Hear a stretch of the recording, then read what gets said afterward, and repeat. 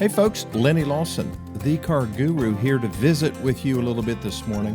Yesterday, I talked extensively about how important it was for you to get a copy of the Teen Driver Experience guidebook that I put together for an experience with a bunch of teenagers. Over a period of 2 days, we had 112, I believe was the count, teenagers come to my dealership in Greenville, Tennessee, and we tried to turn their attitudes around, because we knew that if we didn't turn their attitudes around and get their attention, they wouldn't listen. Now, some of you probably have developed mastery over that.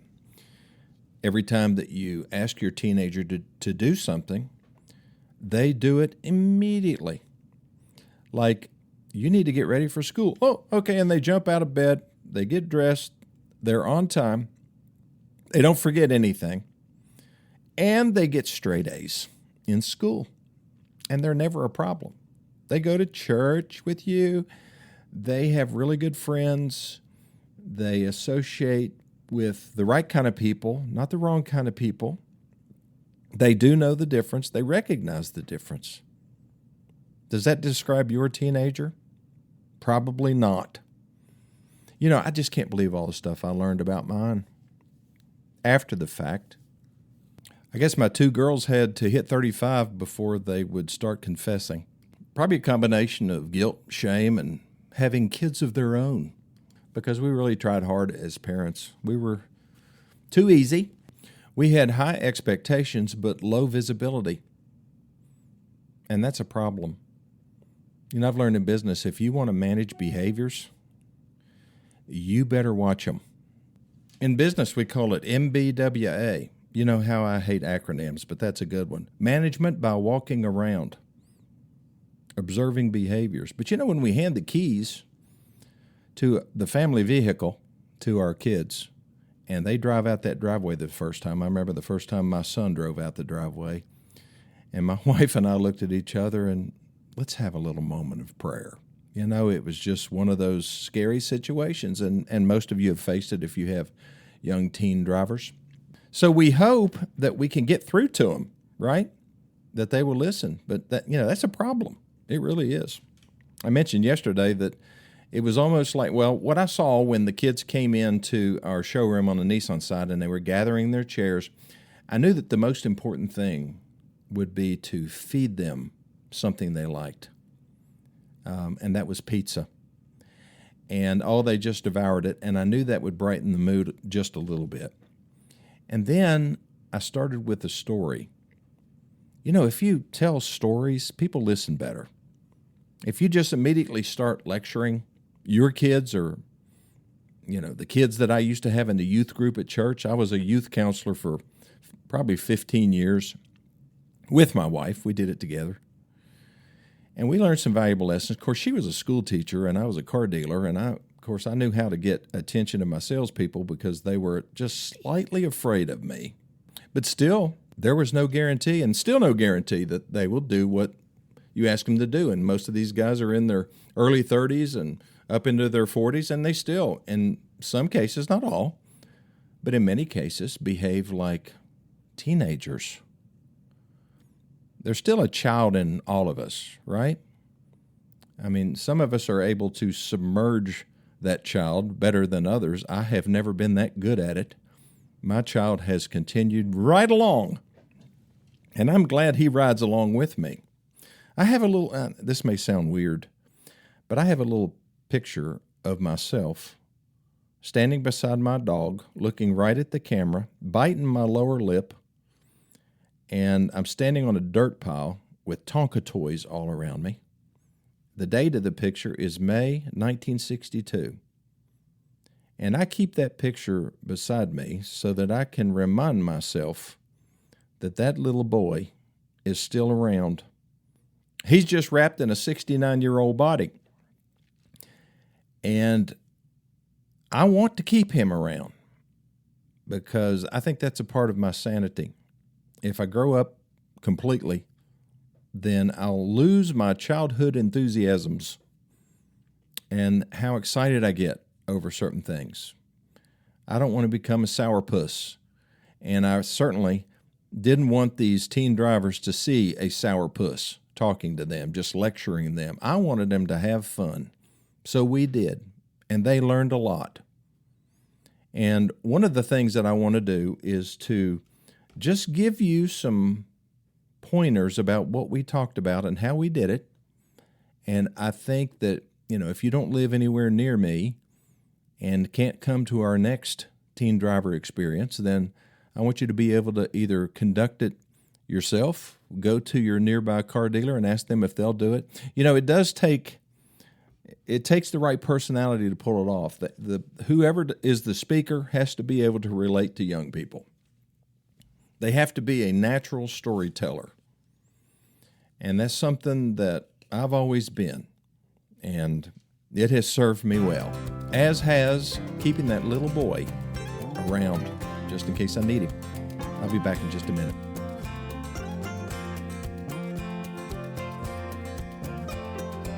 Okay, I think it's important that anytime you are going into a program like this, you need to make sure you got your objectives clearly laid out.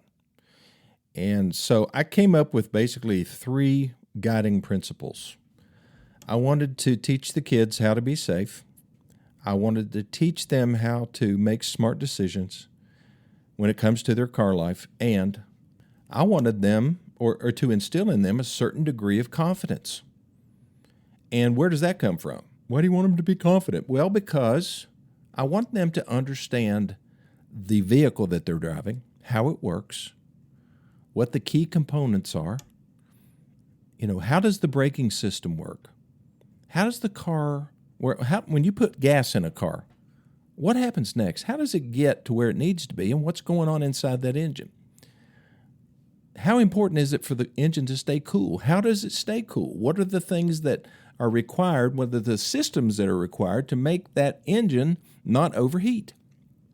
And when it does overheat, what do you check? It's all of this myriad of stuff that we talk about on this radio program, delivered in a way that these kids could find it interesting. And again, it's not something that you can just stand up in front of somebody or just take this guidebook and read it. Because you've told them to, they won't. So it's something that has to be worked through. You have to have an example. And it helps to have a vehicle right there where you can show them, not just talk about it, but show them and experience it. Give them the confidence of doing little things, like checking the air pressure in their tires, like checking their oil level, understanding why that's important. Why is lubrication important inside of an engine? If oil gets dirty, what does that do? When your car breaks down, what do you lose? You lose your freedom. You lose mobility. Everybody wants to be able to get around. I know there's some people out there that maybe they live in a big city and they've got public transportation. They don't worry about being able to get around personally in a car that they either own or lease. It's not necessary. But for most people in this world, it's more than necessary. It's essential. And we don't have our vehicle, it's a problem. So I want them to be confident, and knowledge about the automobile makes them so. It's not just something that you put gas in and then you turn the key and push your foot on the accelerator, and when you want to stop, you put your foot on the brake. That is the total extent that most people know about their cars. And as important as the automobile is, and as expensive as it is, they should know a little bit more. You don't need to know the different types of metal that the thing's made out of. See, that's important to me. I want to know that stuff. But you don't need to know that. You don't need to know about, how many different computers are on the car. But it's important to know that when one of them goes bad and the technician or the dealership personnel tells you, this is going to cost $1,500, you know what to say next. Most people don't. They say, well, let me see how much I can borrow. Can you put it on a credit card? Instead of saying, okay, show me what the problem is. Tell me why that I need to spend $1,500 to fix this problem. Should I get a second opinion? I mean, I've seen people replace engines in cars to solve a problem that could have been solved with a gasket. Same thing with transmissions, air conditioning systems. People chase solutions to their mechanical problems, and all they needed to do was go to the right place to begin with. Of course, I always say that that's the new car dealer that has the training and experience to work on your particular brand of vehicle. Why do people defect from new car dealers? This is something else that we talk about. And, I mean, the young people didn't even know that that was a thing. They thought that, well, when you buy a car at a dealership, you always got to get it serviced there, right? Your warranty is only good there. No, your warranty is good all over the country at any other Chevrolet dealer if you're driving a Chevrolet. Well, they didn't know that. They don't understand warranties. They don't understand their responsibilities to maintain that warranty. Most people learn that the hard way. And since the automobile is such an important part of everybody's life, shouldn't we know more? Shouldn't they know more? Yeah, but you can't just stand up there and just lecture it. You know, you can't do a PowerPoint presentation. I've gone to sleep through a bunch of those. Hands-on, understanding the importance of it, telling them stories about what can happen. Like the story that I told them about my 27-year-old son. He was killed in a car accident. And we believe that it was because he was distracted. We don't know that for a fact, but we do believe it because he hit the back of a truck and the people that saw the accident said he never hit his brake lights. And, of course, I elaborated more about the story in him and his life than just that. But, I mean, you could have heard a pin drop in the showroom when I brought that up. I mean, he was not much younger than, well, I mean, he was 27. A lot of these kids were 15, 16, 17. But they can relate to that. Many of them have lost family members in car accidents or people that at school. But, you know, when it happens to somebody else, it just doesn't seem as poignant. It's not as real as when it happens to you. And so we talk about that. It's hard. It is hard for me to talk about that. It's not as hard as it was 15 years ago when it happened. But I think it's important that we share those kind of things. You know, you probably have stories in your life, almost accidents that you had where you weren't paying attention. You know, sometimes we just don't want to admit it. I don't understand that. Your kids need to know that you are a flawed person. We all are. We've all made mistakes. They don't need to know everything you did in high school. Sometimes I think that, you know, if we share that information with them, they think we're endorsing it. No, what we need to share are the consequences that we faced when we crossed that line. So, yeah, we want them to be confident, but we also want them to be safe. One of the chapters that we talked about was causes of accidents and how to avoid road rage. And I asked them, do you guys know what road rage is? Have you ever seen an example of that? About half of them raised their hands. Where did they see it? YouTube. Doesn't it scare you how much your kids are learning on TikTok and YouTube and Snapchat and all those other things that have really more of a powerful influence on their thought patterns than you do? And we can't lose that battle, folks. We have to win that battle.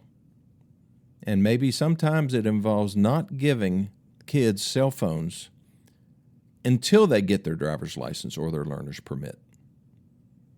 I mean, I saw a kid the other day. He was 5 years old. He's got a cell phone. And you know, they were waiting in the service drive or waiting to have their car serviced. They were in the customer lounge. And that child was on his phone. How do I know that? I asked the parent because she had her phone. And I was just being nosy. I hope I didn't sound too judgy, but I was judging. In my mind, I was, and I know you're not supposed to, but I was. Because I do not get it.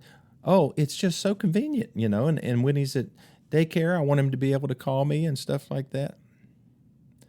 Okay, whatever. I never needed to call my parents when I was in daycare. And they weren't at home anyway. They didn't have a phone. We got along just fine, didn't we? All you old folks out there, before the cell phone came along. But it's such an important part of society now. But that's where they're getting their information. Can they watch a YouTube about safety, automotive safety, things they should do? Yeah, but they're not going to. They're too busy watching other stuff that makes them laugh or something that's shared to them by their friends. We got to put good stuff in their head. And you have to have the key to be able to do that. And what is that key? Well, it's engagement. It's interaction. It's experiencing things instead of just talking about them. And I had to learn this the hard way. I used to just get up in front of my salespeople and just talk, and tell them how to sell cars until I realized that they weren't getting it. And I took them outside and we did actual role playing where they were able to see actual situations and how I overcame certain objections that the customer had or answered their questions about safety and fuel economy and colors and all the different questions that customers can come up with. So how do you accomplish this with your teen driver? Well, number one, they don't get to get behind the wheel of a car until they master it.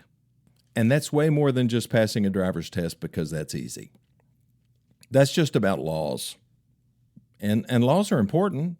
I mean, to understand what different signs mean and how you merge and, what happens when four people arrive at a four-way stop at the same time, all of that stuff is going to be on the driver's test. They learn nothing about the car itself. They don't learn what is expected of you when a state trooper pulls you over and what he's looking for and what you have to have ready and what the consequences are of drinking and driving. What can happen? Not just, you shouldn't do it. They know that. Give them an example of somebody and how their life got destroyed because of a DUI.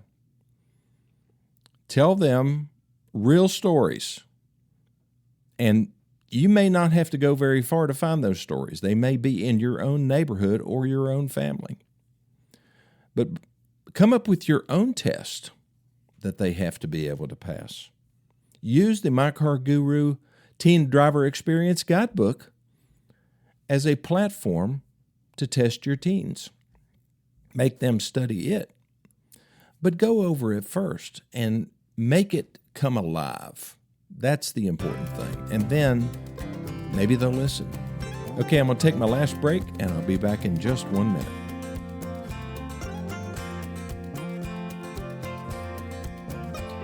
Are you a competitive driver?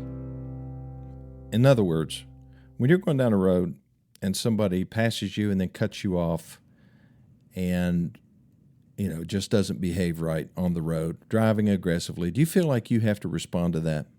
Is that a personal challenge? I mean, you really don't know what the motives are of the other driver. Maybe they're in a hurry to get to a family emergency. Maybe they weren't just trying to get in front of you because they want to win. That's how a lot of road rage incidents happen. And it's your responsibility to make sure that your young driver understands the symptoms of road rage and what can trigger it with other people. And that driving down the interstate is not a competition. But a lot of people look at it that way. And I think it's important for teenagers to understand how this gets started. You're going down the road and somebody's tailgating you. And you can't even see their headlights. They're so close to the back of your car, and it's just making you mad. What's the best response to that? And you ask your teenager, you're in that situation. Tell me what you would do. I'd slam on my brakes. Well, okay, so you slam on your brakes. He plows into the back of you. So you've wrecked him. You've wrecked your car. And maybe even a couple cars behind him, they were going too fast. They all slam into him.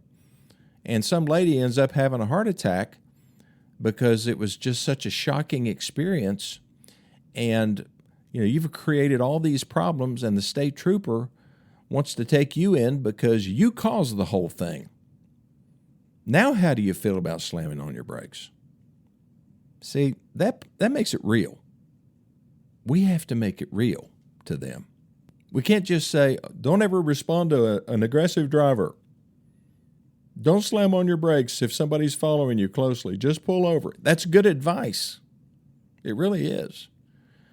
But we have to go a little bit further and demonstrate what the consequences are. And that's what you can do with the guidebook. It will help you start a conversation.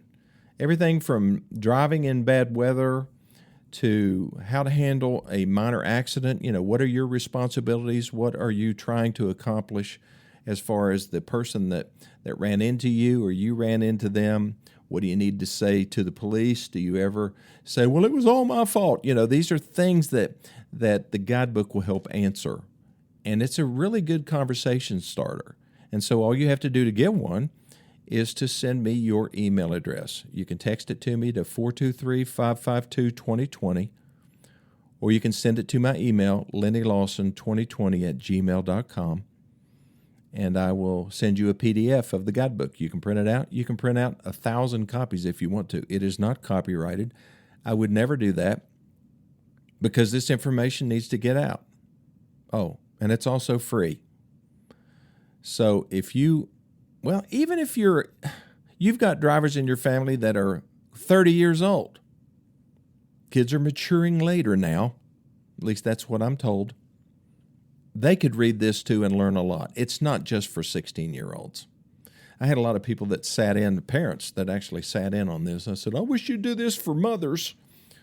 I wish you'd do this for old people, and I'm probably going to.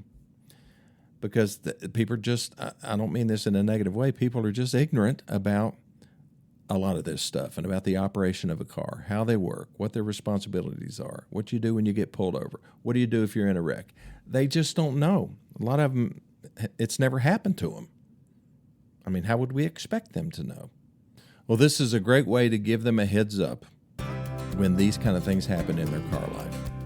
Well, thanks for listening to this edition of My Car Guru. If you have any questions, you know what to do. 423-552-2020, and I'll see you next time.